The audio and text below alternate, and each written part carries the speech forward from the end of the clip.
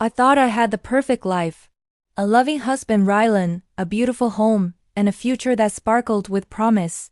We'd been married for 5 years, and every day felt like a scene from a romantic movie.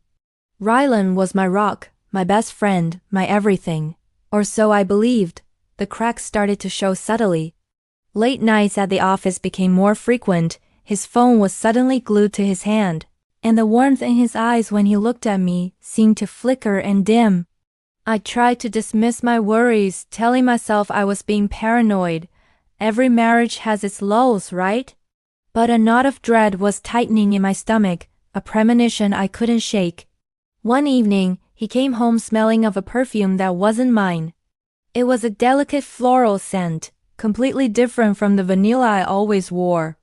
When I asked about it, he just laughed it off, saying he must have brushed past someone at a crowded client dinner. I wanted to believe him, I truly did. But the explanation felt thin, rehearsed. That night, I couldn't sleep. I watched him as he slept, this man I had pledged my life to, and he felt like a stranger. The trust that had been the foundation of our world was crumbling, and I was terrified of what I would find in the rubble. The confirmation of my fears came in the most cliché way possible, a credit card statement. I wasn't snooping.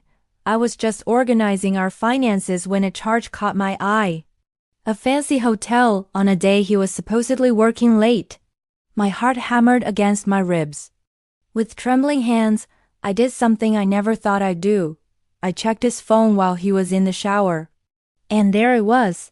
A thread of messages, filled with pet names and plans.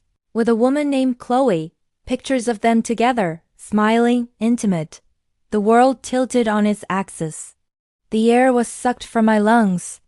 Every memory we had shared, every I love you he had ever whispered, was now tainted, turned into a lie. The pain was physical, a sharp, searing agony that ripped through me. I felt like a fool, so blind, so naive. For a few days, I was a ghost in my own home. I went through the motions, smiling when I had to, speaking when spoken to, but inside I was shattered. I replayed every moment, every excuse, every lie. How could he do this to us? To me? The anger began to bubble up, hot and fierce, pushing aside the overwhelming sadness. I wasn't just going to cry and let him get away with this. I deserved answers. I deserved respect. I decided to confront him. I didn't scream. I didn't throw things. I calmly laid the credit card statement on the dinner table, next to his plate. I watched his face as he looked at it, the color draining away, his confident smirk replaced by panic. He tried to deny it at first, more lies. It's a business expense, he stammered, his eyes darting around, unable to meet mine. I just stared at him, my silence more powerful than any accusation. Finally, he broke. The whole sordid story came pouring out. Chloe was a colleague. It started as a harmless flirtation and ego boost, and spiraled into a full-blown affair. He swore it meant nothing, that he loved me, that it was a mistake. A mistake? Betraying our vows, our life together, our future, that was a mistake? His words were hollow, meaningless apologies designed to pacify me, to manage the situation. There was no real remorse in his eyes, only fear of the consequences. In that moment, I knew my marriage was over. It was like a switch had been flipped. The love I had for him, which had been fighting for its life, finally died. I felt a strange sense of calm wash over me. I wasn't a victim anymore. I was a survivor. I told him to pack his bags and leave. The shock on his face was almost comical. I don't think he ever imagined I would actually leave him. He thought his charm and a few empty apologies would fix everything, just like they always had. But the Freya he knew, the one who would do anything to please him, was gone. The days that followed were hard. The house felt so empty, so quiet. But with each passing day, I felt a little stronger. I started reclaiming my life, piece by piece. I redecorated the living room, replacing our wedding photos with pictures of my friends and family. I took up painting again, a passion I had let slide while trying to be the perfect wife.